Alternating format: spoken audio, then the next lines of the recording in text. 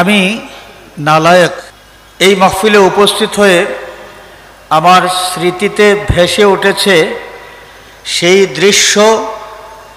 এই জমিনে আন্তর্জাতিক শানে রিসালাত মহাসম্মেলনের প্রবর্তক মুর্শিদুল মুর্শিদিন সৈয়দনা সনদনা আল্লামা ফুলতলি সাহেব কিবলা রহমতুল্লাহি আলাইহি এই স্থানে আয়োজিত আন্তর্জাতিক শানে রিসালাত মহাসম্মেলনের সভাপতির আসন অলঙ্কৃত করেছিলেন এবং তিনি 2 দিন ব্যাপী আয়োজিত মাহফিলের 2 দিনই এই মঞ্চ আলোকিত করে রেখে গিয়েছিলেন। আল্লামা সাহেব কিবলা রহমতুল্লাহি আলাইহি এই আন্তর্জাতিক শানে রিসালাত মহাসম্মেলনের আয়োজনের মাধ্যমে একটা সবক আমাদের সামনে দিয়ে গেছেন।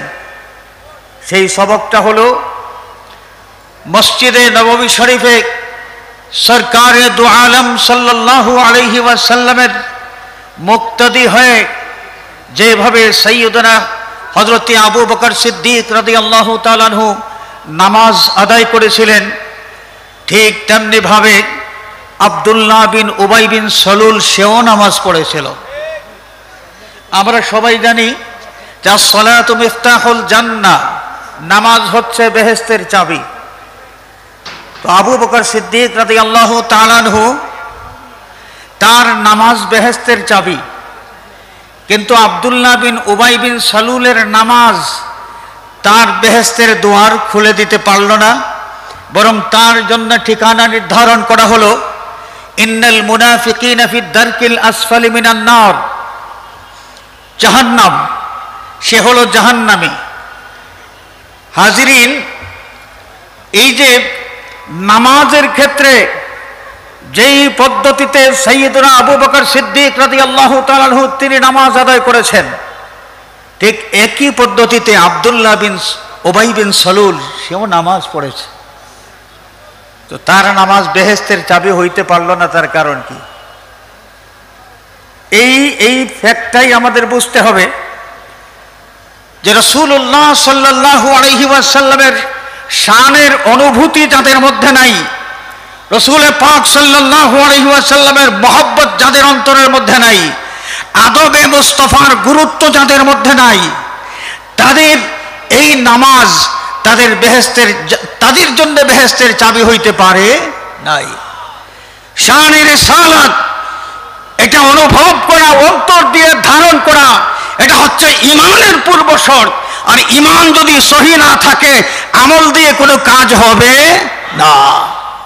হাজিরিনে কেরাম, এখানে একটা পয়েন্ট, এই বিশেষ একটা পয়েন্ট হলো ফরজের মধ্যে, ইবাদত বন্দেগীর মধ্যে কোনো বেশ কম নাই, সব ঠিক আছে, কিন্তু শানে রিসালাতের ক্ষেত্রে যদি কোনো বেশ কম পাওয়া যায়, শানে রিসালাতের ক্ষেত্রে একটা মুস্তাহাব যদি পাওয়া যায়, যে মুস্তাহাব আমলের মাধ্যমে আল্লাহর হাবিব সাল্লাল্লাহু আলাইহি ওয়াসাল্লামের মহব্বতের বহিঃপ্রকাশ ঘটে, এই মুস্তাহাব আমল কেউ করতে না পারেন, কোনো অসুবিধা নাই। কিন্তু মুস্তাহাবকে যখন মুস্তাহাব মানবেন না, বরং ঠিক উল্টা ফতোয়া দেওয়া হয়ে যাবে, তখনই সংঘর্ষটা তৈরি হয়ে যায়।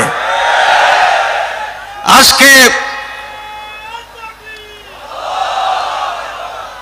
আমাদের এই দেশের প্রেক্ষাপটে আমরা উলামায়ে কেরাম সবাই ঐক্যমত্যে পৌঁছতে পারি না।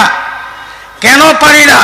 নামাজ তো সবাই পড়ি, রোজা তো সবাই রাখি, হজ তো যাদের উপর ফরজ হয়েছে সবাই হজ করি, ঐক্যমত্যে পৌঁছতে পারি না। তার কারণ কি? এই দেশের সত্যিকার ওয়ারিসে আম্বিয়া, আল্লাহর হাবিবের আশিক উম্মত যারা ঈমানদার, যারা উলামায়ে কেরাম, শানে রিসালাতের যথেষ্ট পরিমাণ গুরুত্ব তাদের কাছে আছে। তারা বিশ্বাস করেন শানে রিসালাত ঈমানের পূর্বশর্ত, হুব্বে রাসূল ঈমানের পূর্বশর্ত। এই জন্যে নবী পাক সাল্লাল্লাহু আলাইহি ওয়াসাল্লামের মহব্বত ঈমানদারের অন্তরে বৃদ্ধি পায় যত কাজে, সেই কাজগুলো মুসলমানদের সামনে তুলে ধরার চেষ্টা তারা করেন। একজন মানুষের অন্তরে হুব্বে রাসূল যদি জাগ্রত থাকে, তাহলে ওই লোকটা ইমানের উপর সাবিত কদম থাকবে, ইমানের নূর তার বৃদ্ধি পাবে। আর ইমানের নূর যদি বৃদ্ধি পেয়ে যায় তাহলে ইসলাম তো প্রতিটা মানুষের মধ্যেই কায়েম হয়ে যাবে। আর এই মানুষ নিয়েই যদি ইসলামের রাষ্ট্র হয় তাহলে ইসলামের রাষ্ট্র তো এমনিতে হয়ে যাবে ইনশাআল্লাহ। আমার শেষ কথা আল্লামা সাহেব কিবলা রহমতুল্লাহি আলাইহি আন্তর্জাতিক শানে রিসালাত মহাসম্মেলন প্রতিষ্ঠার মাধ্যমে, প্রবর্তনের মাধ্যমে আমাদের চোখের সামনে একটা বিষয় তুলে ধরেছেন যে তোমরা আবু বকর সিদ্দিক আর আব্দুল্লাহ বিন উবাই বিন সালুল দুইজনের মধ্যে যদি পার্থক্য, দুইজনের মধ্যে যেই পার্থক্য, যেই ব্যবধান, এই ব্যবধানটা তোমরা যদি সত্যিকার অর্থে বুঝতে চাও তাহলে তোমরা শুনে রাখো, শানে রিসালাত আবু বকর সিদ্দিক রাদিয়াল্লাহু তাআলা আনহুর কাছে গুরুত্বপূর্ণ ছিল, আব্দুল্লাহ বিন উবাই বিন সালুলের কাছে শানে রিসালাত অনুপস্থিত ছিল। শানে রিসালাত তার অনুভূতি ছিলই না, হুব্বে রাসূলের কোনো মূল্যায়ন তার কাছে ছিল না।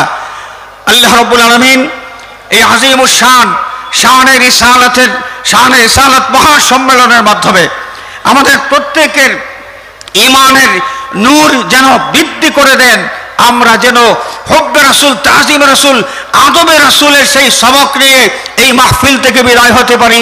আল্লাহ পাক এই তৌফিক আমাদেরকে দান করুন, আমিন। ওয়া আখিরু দাওয়ানা আনিল হামদুলিল্লাহি রাব্বিল আলামিন। ওয়াসসালামু আলাইকুম ওয়া রাহমাতুল্লাহ।